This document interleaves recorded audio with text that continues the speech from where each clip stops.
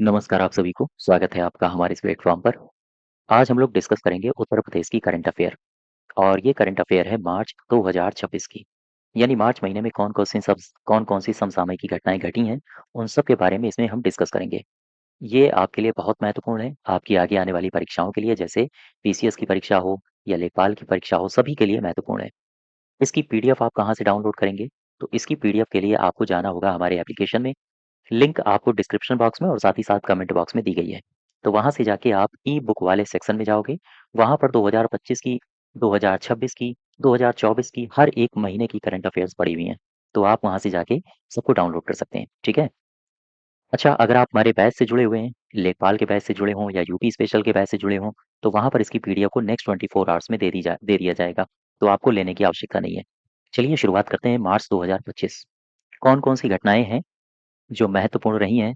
जैसे मुख्यमंत्री जी का जापान दौरा हुआ है अभी हाल ही में, वहाँ से कितना इन्वेस्टमेंट मिला है, इनके बारे में भी डिस्कस करेंगे। लखनऊ में एक उत्सव मनाया गया है, बोगनविलिया उत्सव। ये क्या है और किसको समर्पित है, इन सब के बारे में डिस्कस करेंगे। साथ ही साथ एक पोर्टल का शुभारंभ किया गया है, साथी पोर्टल। ये क्या है, इसके बारे में भी चर्चा करेंगे। एक अभ्यास हुआ है उत्तर प्रदेश में जिसको कहते हैं अमोघ ज्वाला। ये क्या है? किसने किया है? कौन-सी बटालियन ने किया है? सबके बारे में चर्चा करेंगे। सवाल यहाँ से पूछे जा सकते हैं। मोस्ट इम्पोर्टेंट फैक्ट्स हैं ये। बिज़नेस पार्क विकास योजना को शुरू किया गया है, ये क्या है?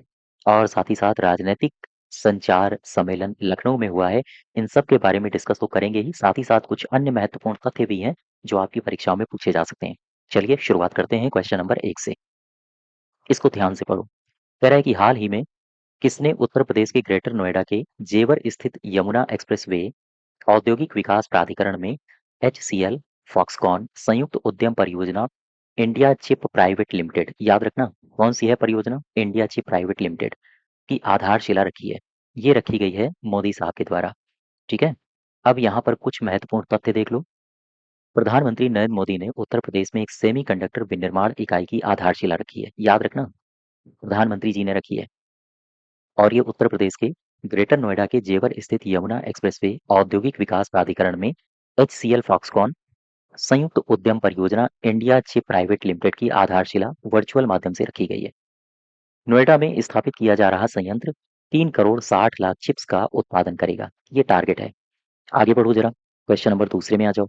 सेकंड क्या कह रहा है? कह रहा है कि हाल ही में योगी आदित्यनाथ ने times of India sports award प्रदान किए हैं।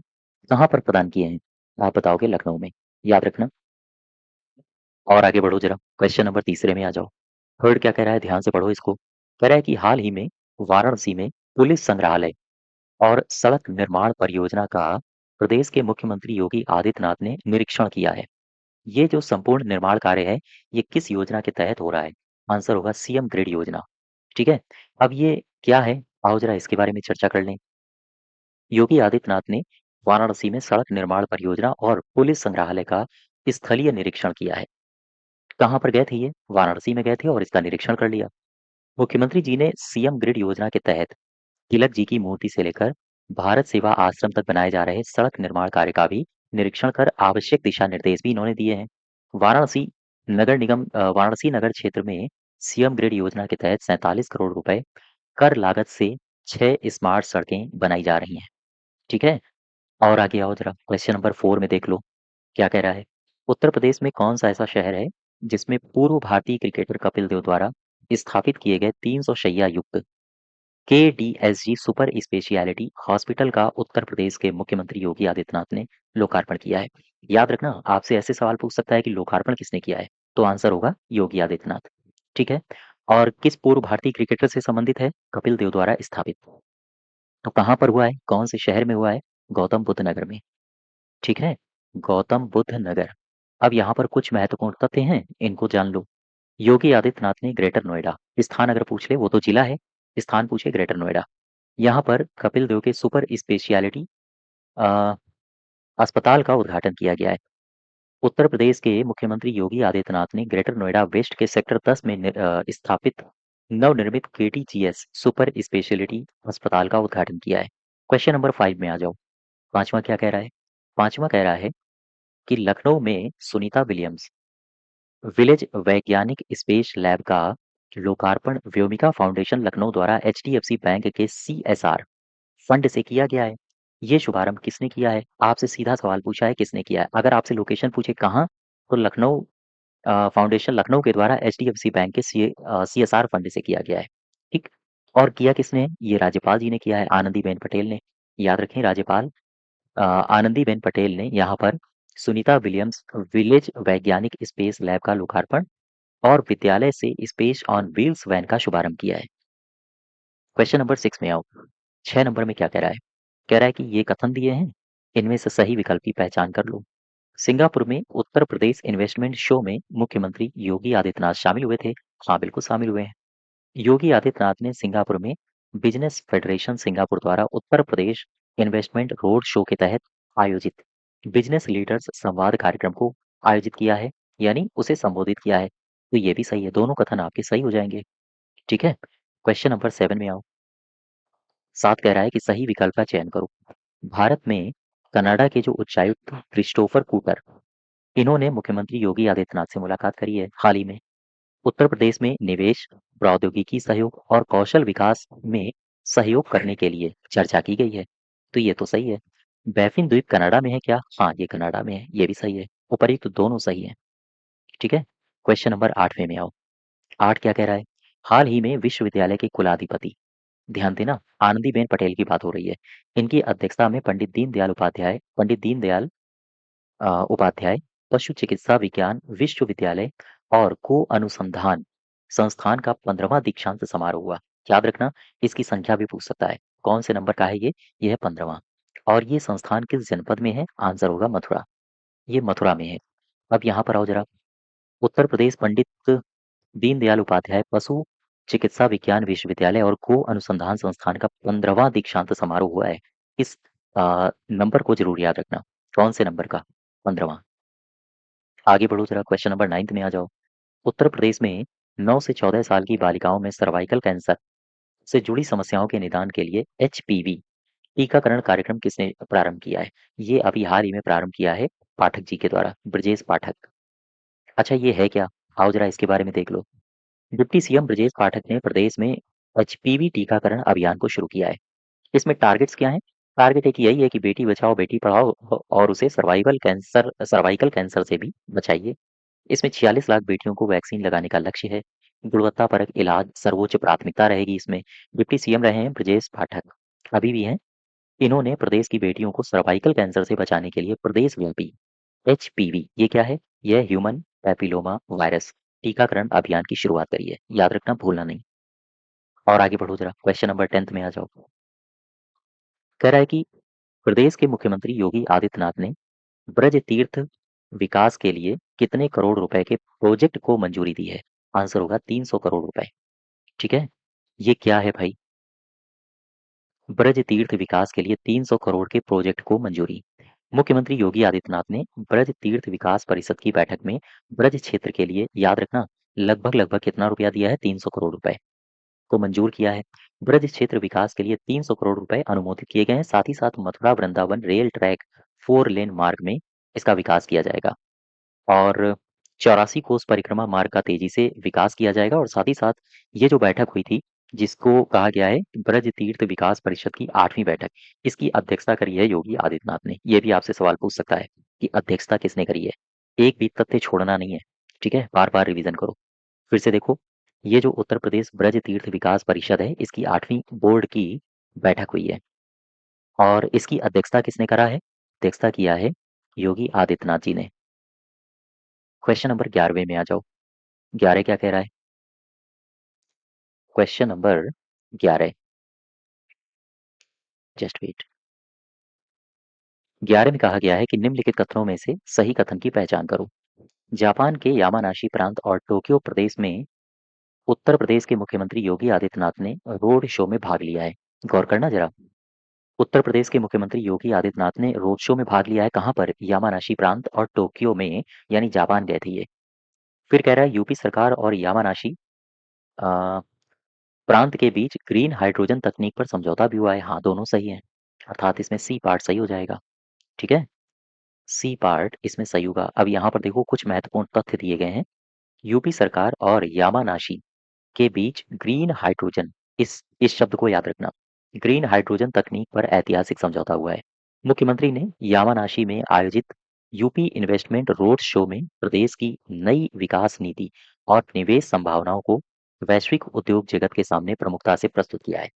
ठीक, इन्होंने अपने संबोधन में स्पष्टता कहा है, क्या कहा है कि उत्तर प्रदेश ने शासन की कार्यशैली को रिएक्टिव के बदले यानी रिएक्टिव से बदलकर प्रोएक्टिव बनाया है और यही परिवर्तन आज प्रदेश की जो आर्थिक प्रगति हो रही है तेज गति से, उसका आधार बना है।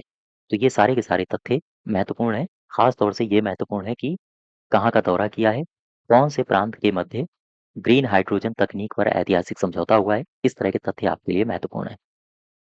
अब आ जाओ 12 में, 12वें में। 12वां कह रहा है कि 8 मार्च 2026 अंतर्राष्ट्रीय महिला दिवस के अवसर पर पिछले 150 वर्षों में आंगनवाड़ी कार्यकर्तियों के योगदान द्वारा समाज में आए परिवर्तनों को रेखांकित करने के लिए किस पुस्तिका का विमोचन किया गया है? आंसर होगा आत्म मंथन। ठीक है, आत्म मंथन। और आगे बढ़ो जरा। बोगनविलिया फेस्ट 2026 के संबंध में सही विकल्प की पहचान करो। क्या होगा सही विकल्प? CSIR राष्ट्रीय वनस्पति अनुसंधान संस्थान वनस्पति उद्यान के केंद्रीय लॉन में 2 दिवसीय ये उत्सव मनाया जाएगा। याद रखें, 2 दिवसीय उत्सव मनाया गया है। कौन-सा? बोगनविलिया। कहाँ पर? ये हुआ है बोगनविलिया, ये लखनऊ में। इसके अलावा कह रहा है दूसरा स्टेटमेंट, इस आयोजन का उद्देश्य सजावटी बागवानी, जैव विविधता संरक्षण और शहरी बागवानी को बढ़ावा देना है। ये भी सही है। दोनों स्टेटमेंट सही हो जाएंगे आपके। अब यहाँ पर पढ़ो जरा, ये आयोजन होगा कहाँ? लखनऊ। CSIR राष्ट्रीय वनस्पति अनुसंधान संस्थान वनस्पति उद्यान के केंद्रीय लॉन में 2 दिवसीय महोत्सव आयोजित किया जाएगा। इस आयोजन का उद्देश्य क्या है? सजावटी बागवानी, जैव विविधता संरक्षण, शहरी बागवानी को बढ़ावा देना। 14 में आओ।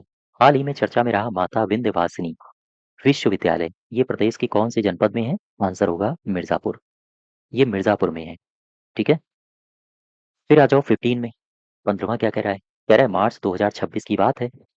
मार्च 2026 को प्रदेश में कानून व्यवस्था की बेहतरी और पुलिस के रिस्पांस टाइम को न्यूनतम यानी कम करने के लिए, यानी किसी भी स्थान तक पुलिस जल्दी से पहुंच सके, इसके लिए योगी आदित्यनाथ ने 50, संख्या याद रखना, 50 QRT, ये QRT क्या है अभी हम लोग डिस्कस करेंगे।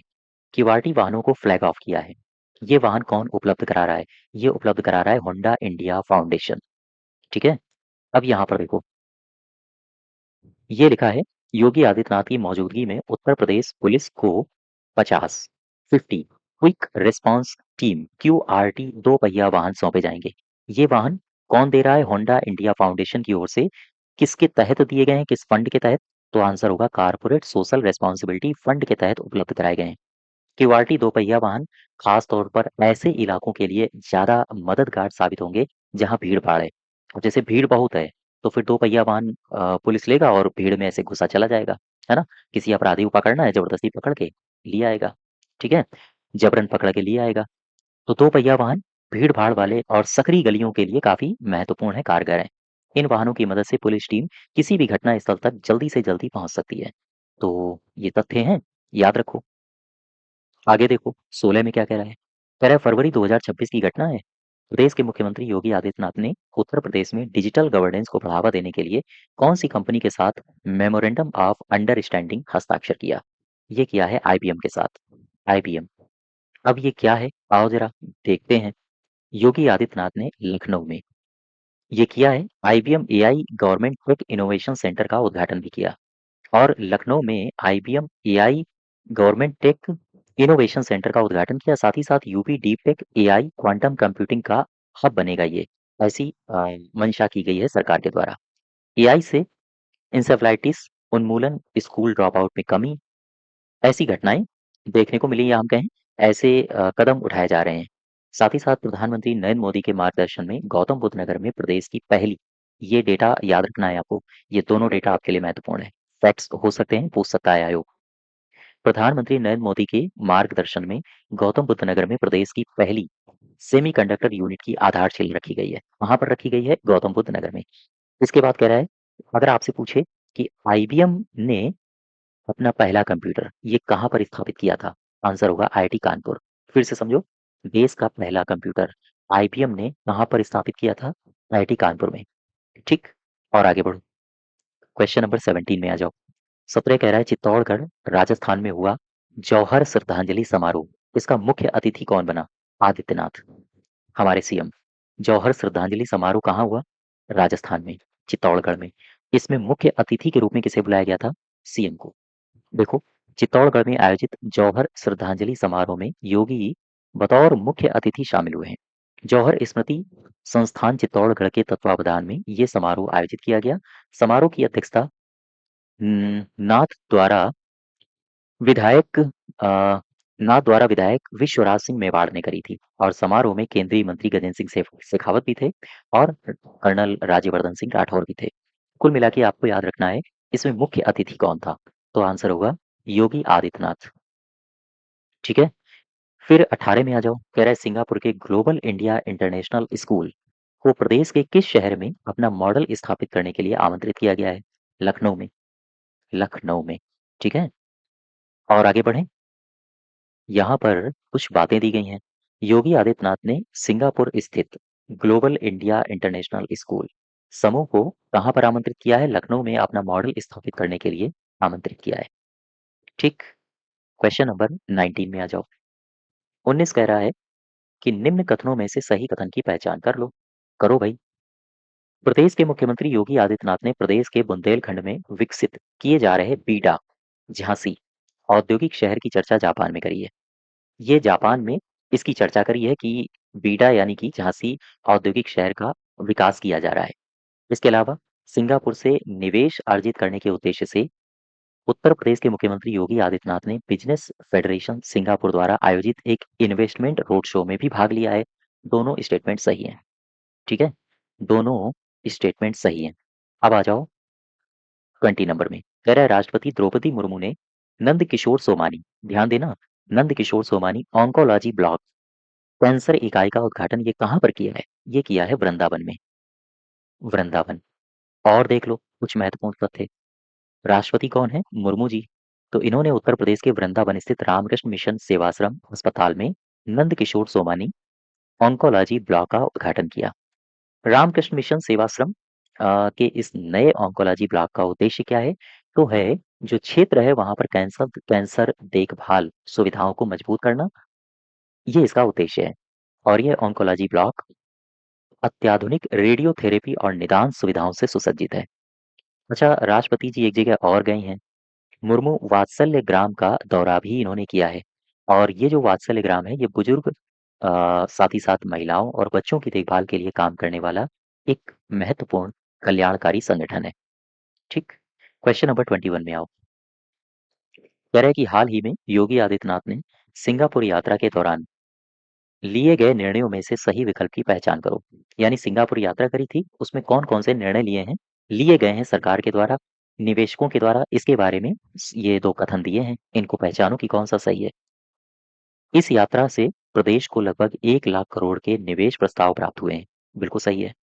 इसमें से 60,000 करोड़ रुपए मूल्य के समझौता ज्ञापन राज्य की नोडल निवेश प्रोत्साहन और सुविधा एजेंसी इन्वेस्ट यूपी के माध्यम से औपचारिक रूप से संपन्न किए गए हैं। ये भी सही है, अर्थात दोनों सही हो जाएंगे।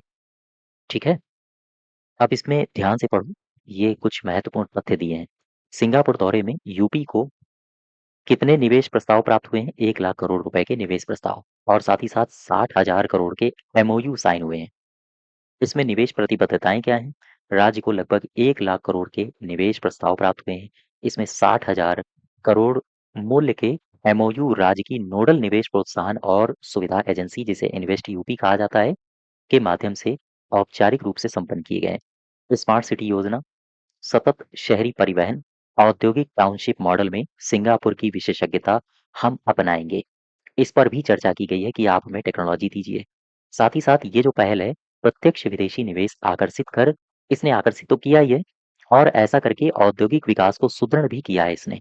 साथ ही साथ उत्तर प्रदेश का जो टारगेट है कि 1 ट्रिलियन अर्थव्यवस्था बनकर उभरना, इसमें भी ये जो पूरा वाकया हुआ है सिंगापुर में, ये महत्वपूर्ण भूमिका अदा कर रहा है। ठीक है? क्वेश्चन नंबर 22 में देखो। कह रहा है कि हाल ही में उत्तर प्रदेश ने जल जीवन मिशन 2.0 के तहत मेमोरेंडम ऑफ अंडरस्टैंडिंग पर हस्ताक्षर किए हैं। इसी के संबंध में निम्नलिखित में से सही कथन की पहचान कर लो। ये कथन दिए हैं। पहला स्टेटमेंट कह रहा है कि प्रदेश सरकार ने जल जीवन मिशन 2.0 के तहत केंद्र के साथ एमओयू का लक्ष्य ग्रामीण पेयजल शासन को सुदृढ़ करना और सतत सेवा वितरण सुनिश्चित करना रखा है। यानी कि जो ये एमओयू साइन किया है ना, इसका टारगेट क्या है? इसका टारगेट है कि ग्रामीण पेयजल शासन को सुदृढ़ किया जाएगा और सतत सेवा वितरण सुनिश्चित किया जाएगा। ठीक, ये तो सही है। सेकंड में आओ, ये जो समझौता हुआ है इसमें जल उत्सव मनाने का प्रावधान किया गया है। ये ग्राम पंचायत से राष्ट्रीय स्तर तक, ध्यान देना, 3 स्तरीय शीर्षक जल उत्सव कार्यक्रम मनाया जाएगा। तो ये भी सही है। सी पार्ट इसमें सही हो जाएगा। अब यहाँ पर कुछ तथ्य दिए हैं, इन तथ्यों को देख लो। यूपी ने जल जीवन मिशन 2.0 के तहत एमओयू पर हस्ताक्षर किए। ठीक है, ये हस्ताक्षर जल शक्ति मंत्री सी आर पाटिल और हमारे योगी आदित्यनाथ की उपस्थिति में हुआ है। बिल्कुल सही है। इस एमओयू में 11 प्रमुख संरचनात्मक सुधार क्षेत्रों की रूपरेखा प्रस्तुत की गई है। इसमें शासन, संरचना, सेवा उपयोगिता ढांचा, सहभागी शासन, अनुसंधान और नवाचार शामिल किए गए हैं। अच्छा, एक बात और याद रखने वाली है, जल अर्पण। इस प्रक्रिया के माध्यम से पाइप जल आपूर्ति योजनाओं को ग्राम पंचायतों को हस्तांतरित करने की योजना भी बनाई जा रही है। साथ ही साथ मूल्यांकन के लिए मेरी पंचायत ऐप को लागू करने का भी प्रावधान इसमें शामिल किया गया है। इसके अलावा इसके अलावा इस समझौते में जल उत्सव मनाने का भी प्रावधान किया गया है। ठीक है, राष्ट्रीय जल महोत्सव 2026 को मार्च में शुरू किया गया था। मार्च 2026 में शुरू किया गया था। अच्छा, अब यहाँ पर आओ 23 में। कह रहा है हाल ही में चर्चा में रही सुआव नदी। ये नदी अभी चर्चा में रही है। कहाँ पर बहती है? ये आपके लिए महत्वपूर्ण है।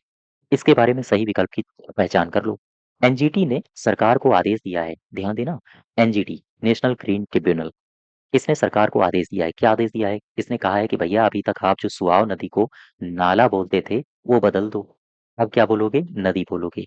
अर्थात एनजीटी ने सरकार को आदेश दिया है कि सुआव की आधिकारिक श्रेणी नाला या फिर ड्रेन को बदलकर नदी घोषित किया जाए। सुआव कहाँ है? बलरामपुर जिले में राप्ती की एक सहायक नदी है। ये डेटा आपके लिए बहुत महत्वपूर्ण है। और राप्ती ये स्वयं गंगा बेसिन का हिस्सा है। ठीक है, यहाँ तक आप बात समझ पा रहे हो? और आगे बढ़ो। तीसरा स्टेटमेंट देखो। तीसरा स्टेटमेंट क्या कह रहा है? कह रहा है राष्ट्रीय हरित अधिकरण अधिनियम 2010 की एक धारा है, धारा 26। इसके तहत इसके आदेशों का अगर उल्लंघन किया जाता है तो वो दंडनीय अपराध कहलाएगा, दंडनीय अपराध की श्रेणी में आएगा। यानी डी पार्ट सही है। ठीक है, अब देखो कुछ तथ्य।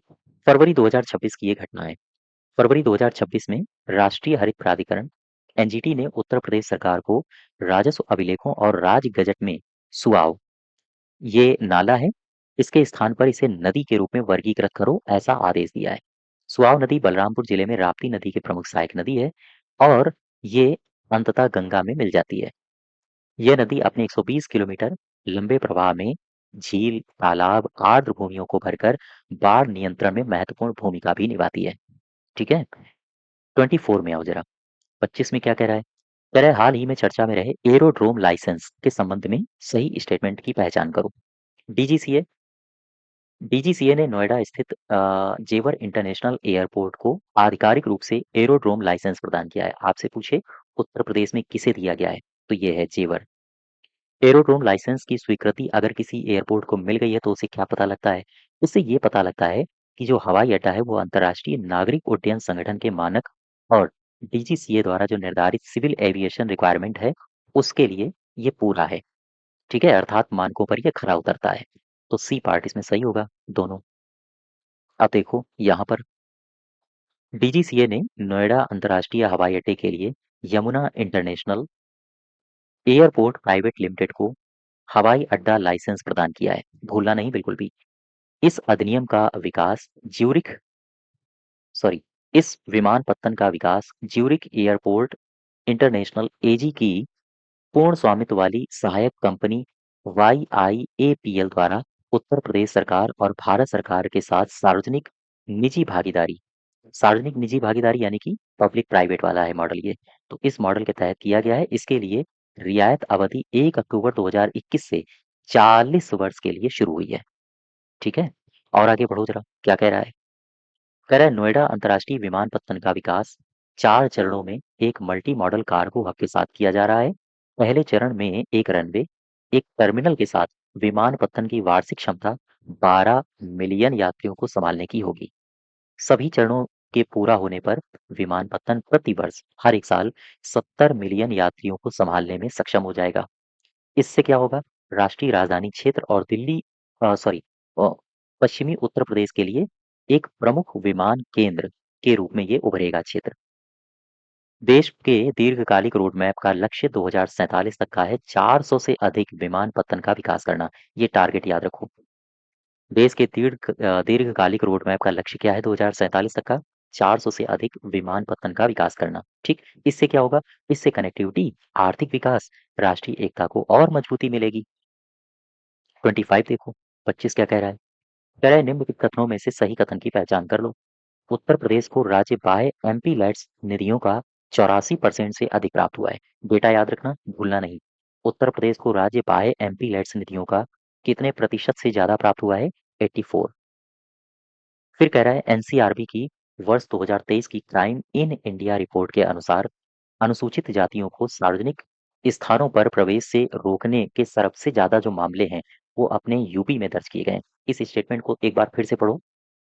ये जो एनसीआरबी की रिपोर्ट है, एनसीआरबी की वर्ष 2023 की क्राइम इन इंडिया रिपोर्ट, ये क्या कहती है? ये कहती है कि जो एससी हैं, अनुसूचित जातियां, उनको सार्वजनिक स्थानों पर प्रवेश से रोकने के लिए सर्वाधिक जो मामले हैं वो कहाँ पर दर्ज किए गए हैं? अपने उत्तर प्रदेश में। तो सी पार्ट इसमें सही हो जाएगा, 25 का सी पार्ट। नेक्स्ट देखो क्वेश्चन नंबर 26। 26 में कह रहा है कि हाल ही में प्रदेश के किस जनपद में 1 घंटे में ये विश्व रिकॉर्ड बना है? ध्यान दीजिएगा यहाँ पे, 1 घंटे में 2,51,000 पौधे लगाकर विश्व रिकॉर्ड बनाया गया है। ये किया गया है वाराणसी में। ठीक है, लगभग 2.5 लाख पौधे लगाए गए हैं और ऐसा करके विश्व रिकॉर्ड बनाया गया है। चीन का विश्व रिकॉर्ड तोड़ा गया है यहाँ पे। अब यहाँ पे देखो जरा, दो चार बातें जो महत्वपूर्ण हैं आपसे पूछी जा सकती हैं। उत्तर प्रदेश ने वाराणसी में 1 घंटे में लगभग 2.5 लाख से अधिक पौधे लगा के गिनीज वर्ल्ड रिकॉर्ड बनाया है। वाराणसी के एक क्षेत्र है जिसका नाम है सुजाबाद। सुजाबाद डोमरी इलाके में आयोजित किया गया है मेगा प्लांटेशन ड्राइव के दौरान निवासियों ने महज 1 घंटे में 2.5 लाख पौधे लगाए हैं और इससे चीन का जो 8 साल पुराना रिकॉर्ड था उसे तोड़ दिया गया है। इसमें केवल और केवल जो क्षेत्रीय लोग थे उन्हीं का योगदान नहीं रहा है, बल्कि भारतीय सेना का भी इसमें योगदान रहा है। साथ ही साथ उत्तर प्रदेश की प्रांतीय सशस्त्र कांस्टेबलरी का भी इसमें योगदान रहा है। एनडीआरएफ, सीआरपीएफ के जवानों का भी इसमें योगदान रहा है। ठीक है, क्वेश्चन नंबर 27 में आ जाओ। 27 क्या कह रहा है? कह रहा है भारतीय सेना के सेंट्रल कमांड ने किस शहर में अपने पहले रणनीतिक संचार सम्मेलन का आयोजन किया है? किस शहर में अपने पहले रणनीतिक संचार सम्मेलन का आयोजन किया है? ये किया है लखनऊ में। फिर से समझो, भारतीय सेना का कौन सा है? Central command. और इसने किस शहर में पहले रणनीतिक संचार सम्मेलन का आयोजन किया है? आंसर होगा लखनऊ। अब इसमें कुछ महत्वपूर्ण बातें देख लो जो आपसे पूछे जा सकते हैं। भारतीय सेना का सेंट्रल कमांड है, इसने लखनऊ में, ये लोकेशंस याद रखनी है, अपने पहले रणनीतिक संचार सम्मेलन का आयोजन किया है। इस सम्मेलन में उभरते संचार क्षेत्र में भविष्य की तैयारियों के लिए एक क्षमता के तौर पर रणनीतिक संचार का संस्थागतकरण विषय पर संस्थागत और साथ ही साथ राष्ट्रीय सुरक्षा आयामों पर एक विशेषज्ञ नीति स्तर के सत्र का आयोजन किया है। संयुक्त राष्ट्र में भारत की जो पहली महिला स्थायी प्रतिनिधि हैं, रुचिरा कंबोज, राजदूत यशवर्धन सिन्हा और साथ ही साथ लेफ्टिनेंट जनरल राज शुक्ला, इन्होंने सत्र को संबोधित किया है। और आगे बढ़ें, क्वेश्चन नंबर 28 में कह रहा है कि हाल ही में फरीदाबाद जेवर हवाई अड्डे के एलिवेटेड कॉरिडोर को मंजूरी दी गई है। एलिवेटेड कॉरिडोर की अगर आपसे पूछे स्पेशली लंबाई कितनी है, तो आंसर होगा 11। ठीक है, आंसर होगा 11। अब यहाँ पर कुछ अन्य महत्वपूर्ण बातें अगर आपसे पूछ ली जाए तो यहाँ पर देख लो।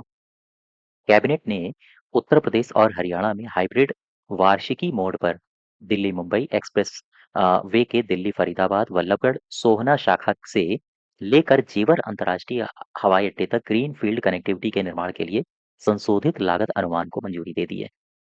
ठीक है, यहाँ तक। और ये कितना होगा? ये लगभग 31.4 किलोमीटर लंबा परियोजना गलियारा दक्षिण दिल्ली, फरीदाबाद, गुरुग्राम से जेवर अंतर्राष्ट्रीय हवाई अड्डे तक सीधी उच्च गति की कनेक्टिविटी प्रदान करेगा। और अगर आपसे पूछे इस परियोजना में एलिवेटेड हाईवे कितना विकसित किया जा रहा है? यह है 11 किलोमीटर लंबा, लगभग 11 किलोमीटर लंबा हिस्सा एलिवेटेड हाईवे के रूप में विकसित किया जाना प्रस्तावित है। अब आ जाओ 29 में। 29 क्या कह रहा है? कह रहा है हाल ही में चर्चा में रही उत्तर प्रदेश की स्वच्छ वायु योजना के संबंध में सही कथन की पहचान कर लो। स्वच्छ वायु योजना के संबंध में सही कथन पूछ रहा है। विश्व बैंक, भारत सरकार और उत्तर प्रदेश सरकार। ध्यान दो, तीन है यहाँ पे संस्थाएं। भारत सरकार है, उत्तर प्रदेश सरकार है और विश्व बैंक। उत्तर प्रदेश की स्वच्छ वायु योजना को समर्थन देने के लिए ये त्रिपक्षीय समझौता किया गया है। इस परियोजना का उद्देश्य है उत्तर प्रदेश में वायु प्रदूषण के स्तर को कम करना, सार्वजनिक स्वास्थ्य परिणामों में सुधार करना। तो ये दोनों सही हैं।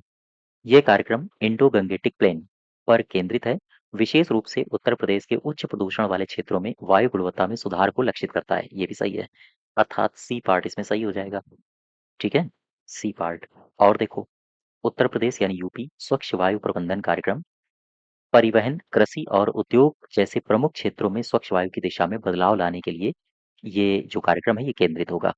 इससे अन्य राज्यों को भी लाभ मिलेगा। दरअसल अगर हम बात उत्तर प्रदेश की करें तो उत्तर प्रदेश प्रदूषण नियंत्रण बोर्ड से प्राप्त आंकड़ों के आधार पर लगभग 200 नए वायु गुणवत्ता निगरानी संयंत्र लगाए जाएंगे। याद रखना, ये जो कार्यक्रम है विश्व बैंक के इंडो गंगा के मैदान और हिमालय की तलहटी के क्षेत्रीय वायु गुणवत्ता प्रबंधन कार्यक्रम का ये भाग है। ठीक है, जो वैश्विक वायु प्रदूषण का एक प्रमुख केंद्र है। इसकी परिपक्वता अवधि 10 वर्ष है। इसमें 2 वर्ष की छूट, ध्यान दो, 2 वर्ष की छूट अवधि भी शामिल है और इसे बहुदाता ऊर्जा क्षेत्र प्रबंधन मूल्यांकन कार्यक्रम से सहायता प्राप्त होती है। क्वेश्चन नंबर 30 में आ जाओ। 30 क्या कह रहा है? कह रहा है उत्तर प्रदेश निजी बिजनेस पार्क विकास योजना 2025 के संबंध में ये स्टेटमेंट दिए हैं, इनको पढ़ो और सही विकल्प का चुनाव करो।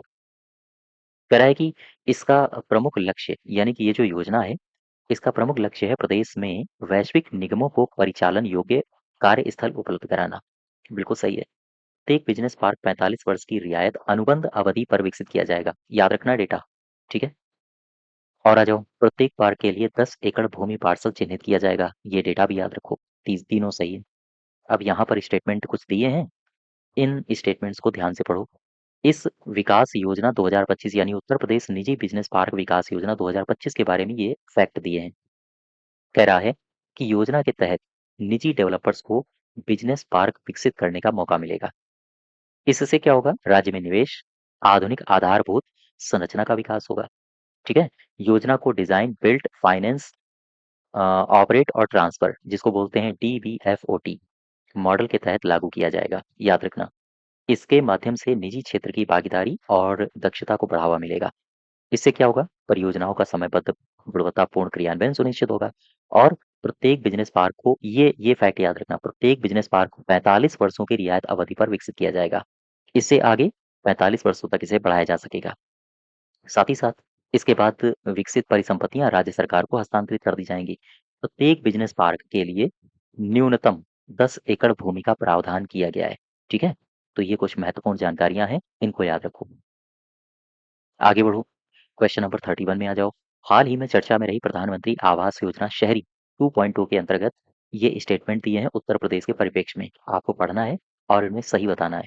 हाल ही में प्रदेश सरकार ने प्रधानमंत्री आवास योजना शहरी 2.2 के तहत एक बड़ा कदम उठाते हुए 90,000 लाभार्थियों के खातों में 900 करोड़ रुपए पेश किए हैं, यानी कि डाले हैं। डीबीटी के माध्यम से निष्पादित की गई ये जो प्रक्रिया है ये बिचौलियों को खत्म करती है, यानी कि अब सीधे ट्रांसफर में चला गया, सीधे अकाउंट में चला गया, ट्रांसफर हो गया पैसा, तो बिचौलिए खत्म हो गए। तो बिचौलियों की भूमिका को समाप्त किया गया है। प्रदेश सरकार ने प्रत्येक पात्र लाभार्थी को 1 लाख रुपए की पहली किस्त उपलब्ध करा के उनके पक्के घर के सपने को मजबूती दी है। सारे के सारे स्टेटमेंट सही हैं। अब यहाँ पर पढ़ लो जरा स्टेटमेंट्स। और उत्तर प्रदेश के मुख्यमंत्री योगी आदित्यनाथ ने प्रधानमंत्री आवास योजना शहरी 2.0 के तहत प्रदेश के 90,000 लाभार्थियों को बड़ी सौगात दी है। सौगात क्या दी है? सीएम ने डीबीटी डायरेक्ट बेनिफिट ट्रांसफर के जरिए पीएम आवास योजना के लाभार्थियों के बैंक खातों में 900 करोड़ रुपए, ये डेटा याद रखना, पहली किस्त ट्रांसफर करी है। जैसे ही 75% निर्माण कार्य पूरा हो जाएगा, सरकार कहती है कि जैसे ही आप 75% निर्माण कार्य पूरा कर लेंगे, लाभार्थियों को तत्काल प्रभाव से 1 लाख रुपए की अगली किस्त जारी कर दी जाएगी। ठीक है, तो साथ ही साथ हर आवास के साथ उसमें शौचालय, बिजली कनेक्शन, नल से जल की बुनियादी सुविधाएं ये हैं, ये उपलब्ध कराई जाएंगी। फिर 32 में आओ। कह रहा है कि अभी साथी पोर्टल ये चर्चा में रहा है। इसके संबंध में सही कथन पढ़िए। ये शिक्षा मंत्रालय और आईआईटी कानपुर के सहयोग से इसे शुरू किया गया, बिल्कुल सही है। साथ ही एक पूर्णतः निःशुल्क डिजिटल शिक्षण प्लेटफॉर्म है। इसका उद्देश्य है उन विद्यार्थियों के लिए अवसर उपलब्ध कराना, कौन से? उनके लिए अवसर उपलब्ध कराना जो महँगे कोचिंग संस्थानों में पैसा खर्च करने के लिए सक्षम नहीं है। सी पार्ट इसमें सही हो जाएगा। अब इस पोर्टल के बारे में जान लो, ये है क्या वास्तव में? साथी, इसको कहते हैं self assessment test and help for entrance exams. शिक्षा मंत्रालय और आईआईटी कानपुर इसके सहयोग से ये शुरू किया गया है। शुरुआत में जब इसको शुरू किया गया था तो जेई नीट के लिए इसे लॉन्च किया गया था, लेकिन अब इसका विस्तार किया गया है CBT, SSC, IBPS, CLAT, RRB जैसी परीक्षाओं के लिए भी विस्तारित किया गया ये प्लेटफॉर्म है। ठीक है? और क्या कह रहा है? साथी प्लेटफॉर्म है क्या? आओ जरा इसके बारे में देख लें। साथी का मतलब स्व-मूल्यांकन, परीक्षा और प्रवेश परीक्षाओं के लिए सहायता है। ये शिक्षा मंत्रालय की पहल है, आईआईटी कानपुर के साथ विकसित किया गया है, जो छात्रों के लिए एक मुफ्त लर्निंग मूल्यांकन प्लेटफॉर्म प्रदान करने का उद्देश्य रखती है। ये छात्रों के लिए हिंदी, अंग्रेजी, अन्य जो क्षेत्रीय भाषाएं हैं, उनमें तैयार सामग्री उपलब्ध कराती है और छात्र जेईई, नीट जैसी परीक्षाओं की तैयारी करते हैं इससे। साथ ही का उद्देश्य यूजीसी प्रमुख के अनुसार अगर हम बात करें तो प्लेटफॉर्म का जो उद्देश्य है वो समाज में उन छात्रों के अंतर को बंद करना है जो महंगी प्रवेश परीक्षा मार्गदर्शन और कोचिंग के लिए समर्पित नहीं हो पाते हैं। ठीक है? तो ये कुछ महत्वपूर्ण बातें हैं। और आगे बढ़ो। क्वेश्चन नंबर 33 में आ जाओ। 33 कह रहा है कि भारतीय सेना के दक्षिणी कमान ने, यहाँ पर कमान जरूर याद रखना, कौन सा है ये? दक्षिणी कमान है। इसने हाल ही में उत्तर प्रदेश में बबीना फील्ड फायरिंग रेंज है, यहाँ पर एक अभ्यास किया है जिसका नाम है अमोघ ज्वाला।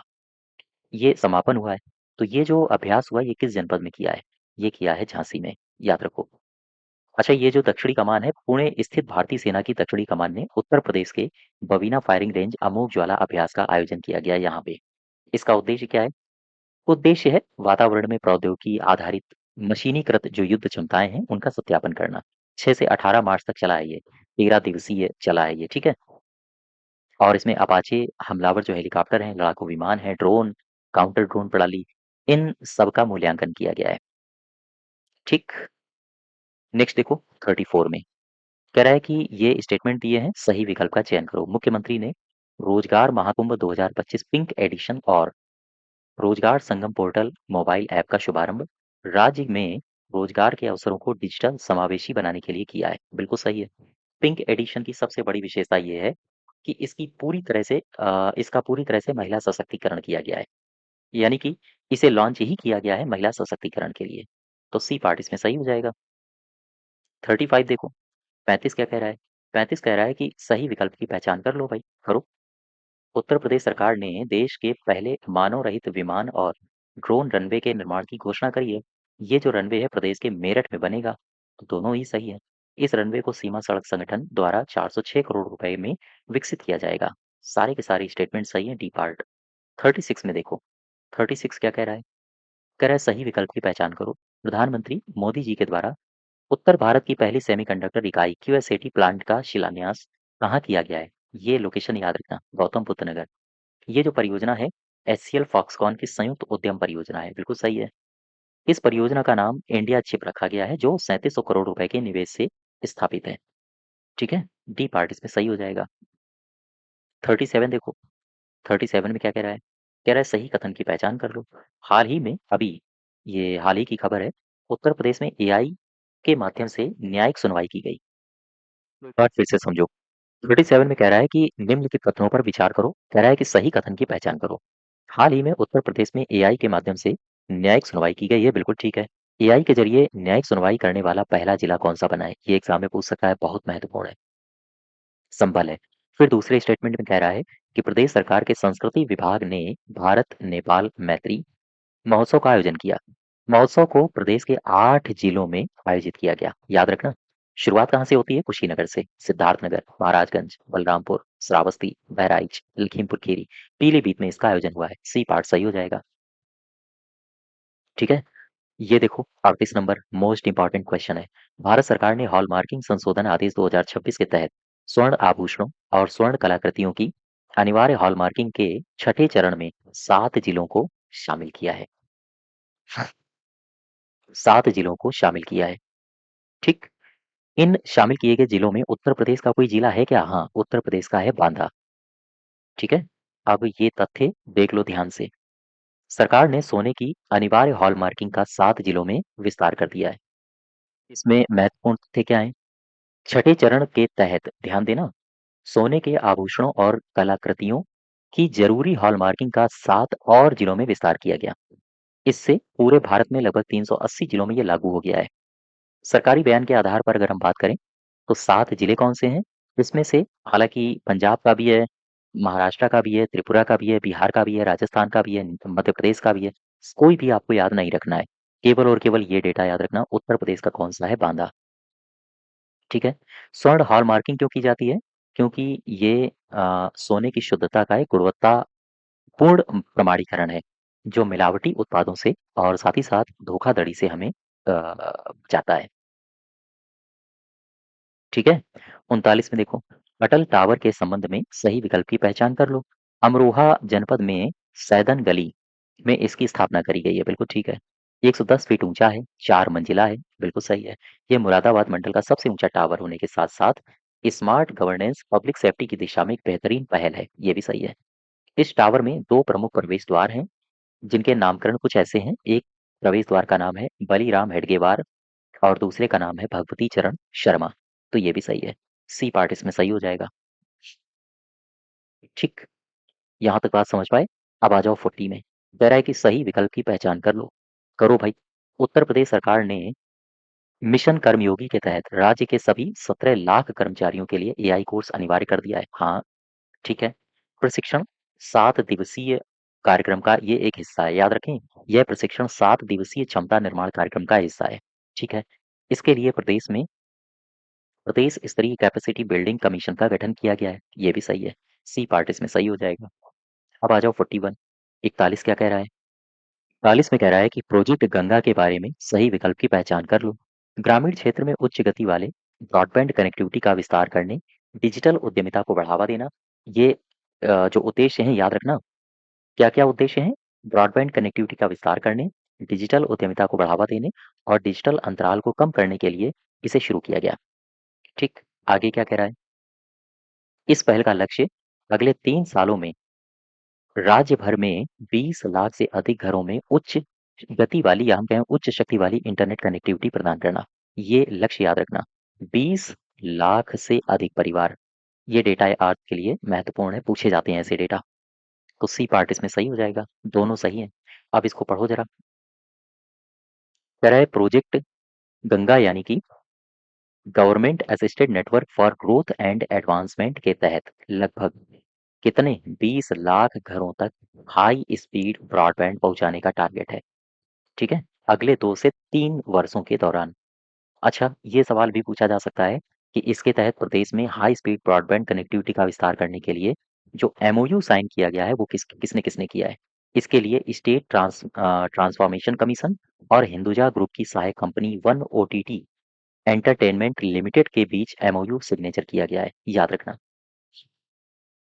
अब आ जाओ 42 में, 42 में क्या कह रहा है? वाराणसी के वृक्षारोपण अभियान के संदर्भ में सही कथन का चयन करो। ये जो अभियान है वाराणसी के 80 घाट के किनारे, 80 घाट के किनारे नहीं किया गया है, ये गलत है। इस अभियान में 1 घंटे में 5 लाख नहीं है, 2.5 लाख है। तो दोनों कथन गलत हैं यहाँ पे। ठीक है? ये मैं आपको पहले बता चुका हूँ।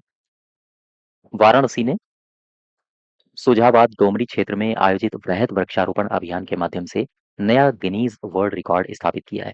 और यहाँ पर ध्यान देने वाली बात यह है कि 80 घाट पर ये नहीं किया गया है, बल्कि ये कहाँ किया गया है? डोमरी क्षेत्र में। 350 बीघा भूमि का इसमें इस्तेमाल किया गया है और यहीं पर वृक्षारोपण किया गया है। ठीक है? बाकी यहाँ पर बहुत सारी बटालियन ने काम किया है, तो ये सारी बातें मैं आपको बता चुका हूँ।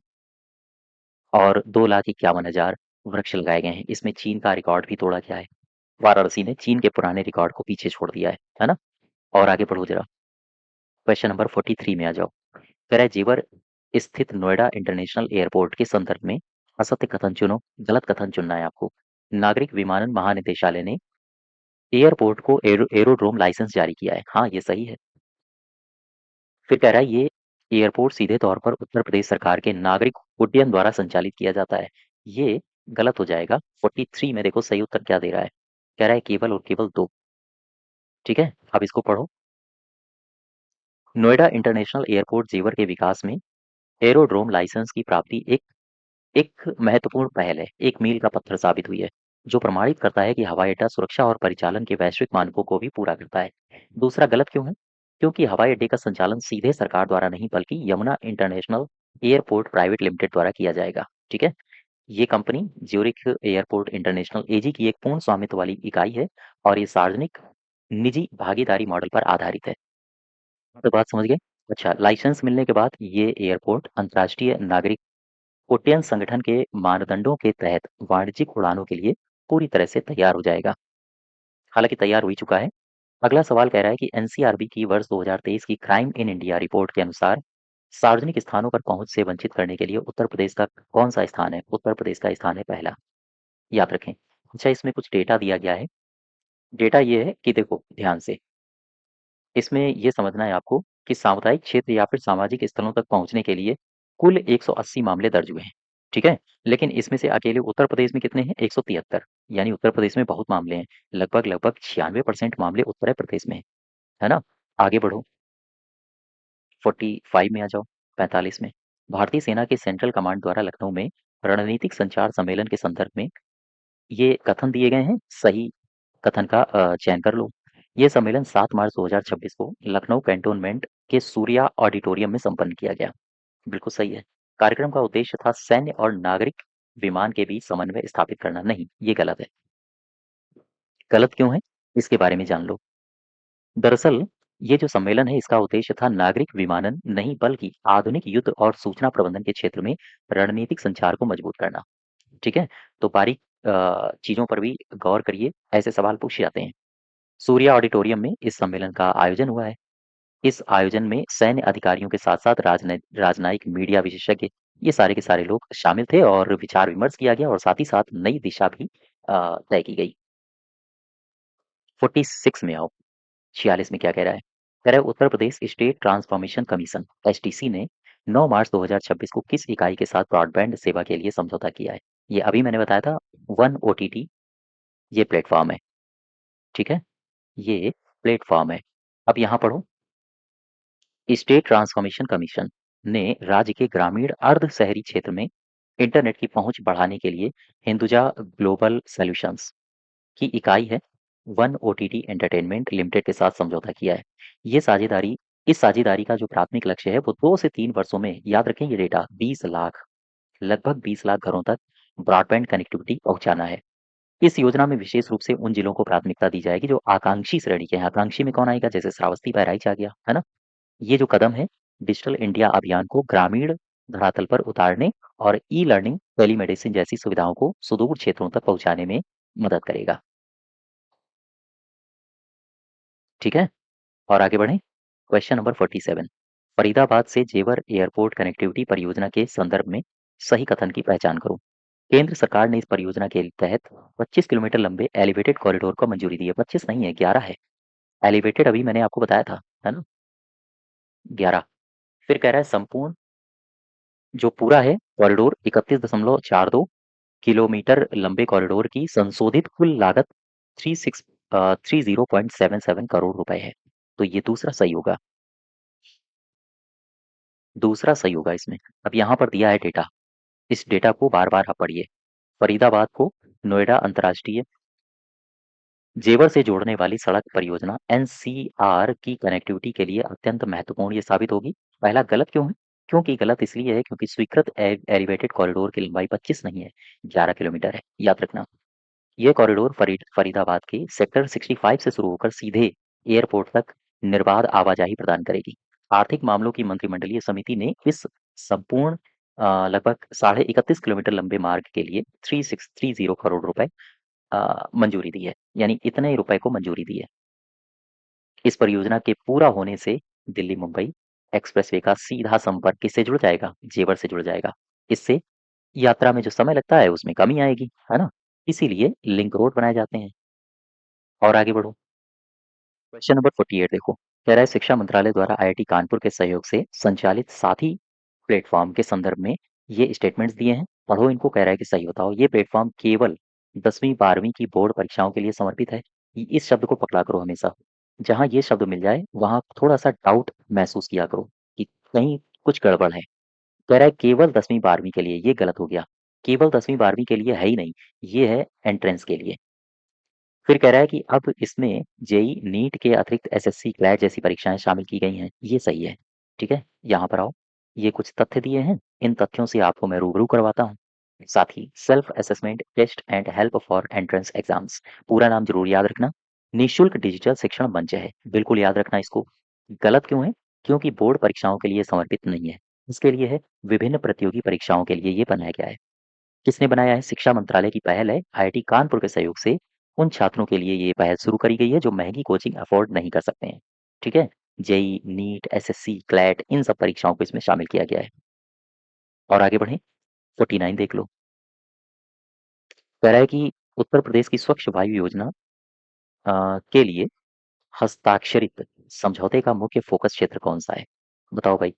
स्वच्छ वायु योजना के लिए अभी समझौता हस्ताक्षरित किया गया है, इसका प्रमुख क्षेत्र क्या है, प्रमुख स्रोत क्या है, इसका मुख्य फोकस स्रोत क्या है, या हम कहें क्षेत्र क्या है? बुंदेलखंड के सूखे को कम करना गलत है। तराई क्षेत्र में बाढ़ नियंत्रण जल संचयन करना ये भी गलत है। इंडो गंगेटिक प्लान को समर्पित है ये योजना। और यहाँ पर वायु गुणवत्ता सुधार के लिए कई सारे प्रयास किए जा रहे हैं। जैसे देखो, ये त्रिपक्षीय समझौता किया गया है किसके किसके मध्य? विश्व बैंक, भारत सरकार और उत्तर प्रदेश सरकार के मध्य। बिल्कुल कंठस्थ कर लो ये बात। त्रिपक्षीय समझौता किया गया है किसके मध्य? विश्व बैंक, भारत सरकार, उत्तर प्रदेश सरकार के मध्य। किसको समर्पित है? वायु प्रदूषण नियंत्रण को समर्पित है। किस क्षेत्र को समर्पित है? इंडो गंगेटिक प्लेन के लिए है ये। ठीक है, यहाँ पर, क्योंकि ये जो क्षेत्र है भौगोलिक रूप से प्रदूषकों के जमाव के प्रति संवेदनशील है। योजना के अंतर्गत उत्तर प्रदेश के सर्वाधिक प्रदूषित शहरों जैसे नोएडा हो गया, कानपुर हो गया, लखनऊ हो गया, वाराणसी हो गया, यहाँ पर वायु गुणवत्ता सुधारने के लिए अ, समेकित समाधान विकसित किए जाएंगे। और इसका लक्ष्य केवल प्रदूषण को कम करना ही नहीं है, बल्कि सार्वजनिक स्वास्थ्य को सुधारना है। पर्यावरण संरक्षण के कार्यों के माध्यम से युवाओं और महिलाओं के लिए रोजगार के नए अवसर पैदा करना है। ये बात आप समझ पा रहे हो? और आगे बढ़ो, 50 में आ जाओ। जल जीवन मिशन 2.0, इसके कार्यान्वयन के संबंध में ये कथन दिए हैं, पढ़ो इनको। उत्तर प्रदेश ने इस मिशन के तहत केंद्र के साथ एक सुधार आधारित एमओयू हस्ताक्षरित किया है, बिल्कुल सही है। इस समझौते का उद्देश्य है शहरी क्षेत्रों में जल वितरण प्रणाली का निजीकरण करना। निजीकरण करना गलत नहीं है, सुधारना होगा, है ना? ये उत्तर प्रदेश सरकार ने जल जीवन मिशन 2.0 के सुधार उन्मुख ढांचे में प्रवेश करते हुए केंद्र सरकार के साथ समझौता किया है। गलत क्यों है? क्योंकि एमओयू का उद्देश्य निजीकरण नहीं, बल्कि ग्रामीण पेयजल शासन को सुदृढ़ करना है, पेयजल आपूर्ति की निरंतरता को सुनिश्चित करना है, ये उद्देश्य होगा। ठीक है, ये जो मिशन है 2.0 जल जीवन मिशन, इसे 10 मार्च 2026 को केंद्रीय मंत्रिमंडल के द्वारा अभी हाल ही में मंजूरी भी मिली है। तो ये कुछ बातें हैं, इनको याद रखो। आगे बढ़ो, 51 में क्या कह रहा है? भारतीय सेना की दक्षिणी कमान द्वारा बबीना फील्ड फायरिंग रेंज में आयोजित अमोघ ज्वाला अभ्यास की अवधि क्या है? 6 मार्च से लेकर 18 मार्च। ठीक, 6 से लेकर 18। यहाँ पर आओ। 6 मार्च 2026 को इसकी शुरुआत होती है और समापन होता है 18 मार्च 2026 को। ये डेटा याद रखो। कहाँ पर? झांसी में, बबीना में। ठीक है, बबीना स्थित फील्ड फायरिंग रेंज में अपनी युद्ध क्षमताओं का यहाँ पर सेना ने प्रदर्शन किया है। और आगे बढ़े, क्वेश्चन नंबर 52 देखो। बामन कह रहा है कि उत्तर प्रदेश के कलिंजर किले को राष्ट्रीय भू धरोहर स्थल घोषित किए जाने के संदर्भ में स्टेटमेंट दिए हैं, इनमें सही स्टेटमेंट चुन लो। यह ऐतिहासिक स्थल उत्तर प्रदेश के चित्रकूट में नहीं है, ये गलत है। कलिंजर 2.5 बिलियन वर्ष पुराने ग्रेनाइट और 1.2 बिलियन वर्ष पुराने सैंडस्टोन का यहाँ पर संगम मिलता है। दूसरा सही है। देखो, पढ़ो यहाँ पे कुछ महत्वपूर्ण तथ्य। भारतीय भूवैज्ञानिक सर्वेक्षण जीएसआई ने कलिंजर किले के आसपास के क्षेत्र को राष्ट्रीय भू धरोहर स्थल के रूप में मान्यता दे दी है। अब गलत क्यों है पहला स्टेटमेंट? क्योंकि ये जो कलिंजर का किला है, ये चित्रकूट में तो नहीं है। कहाँ पर है? ये है बांदा में, उत्तर प्रदेश के। ठीक है, और इसकी खास बात ये है कि यहाँ एपार्कियन और अनकन्फर्मिटी देखी जा सकती हैं। साथ ही साथ यहाँ आधार में बुंदेलखंड ग्रेनाइट है, जो लगभग 2.5 बिलियन वर्ष पुराना है। इसके ठीक ऊपर कैमूर सैंडस्टोन यानी बलुआ पत्थर की परत है और ये 1.2 बिलियन वर्ष पुरानी है। इन दोनों परतों के बीच का समय अंतराल पृथ्वी के विकासवादी इतिहास को समझने के लिए वैज्ञानिकों हेतु बहुत ही महत्वपूर्ण है। तो कुल मिला के आपके लिए जो महत्वपूर्ण तथ्य है, वो यही है। कौन-कौन से तथ्य आपके लिए महत्वपूर्ण हैं? कि कलिंजर किले के आसपास राष्ट्रीय भू धरोहर स्थल घोषित किया गया है। आपसे पूछ सकता है कि किस किले के आसपास अभी हाल ही में ये घटना घटी है? ये कहाँ पर है? ये भी आपसे पूछ सकता है। ठीक है? तो ये कुछ महत्वपूर्ण तथ्य याद रखो। आई होप यहाँ तक आप सारी की सारी बातें समझ गए होंगे। तो ये 52 क्वेश्चंस हैं उत्तर प्रदेश करंट अफेयर्स के मार्च 2026 के। चलते-चलते मैं एक बार फिर आपको बता दूँ, अगर आपको इसकी पीडीएफ चाहिए, तो आप हमारे एप्लीकेशन में जाके बुक वाले फ़ोल्डर से आप इसकी पीडीएफ को डाउनलोड कर सकते हैं, ठीक है? अगर आप हमारे बैच से जुड़े हैं, चाहे लेखपाल या फिर यूपी स्पेशल बैच से, तो नेक्स्ट 24 आवर्स में इसकी पीडीएफ वहाँ पर दे दी जाएगी। तो आज यहीं तक रखते हैं। धन्यवाद।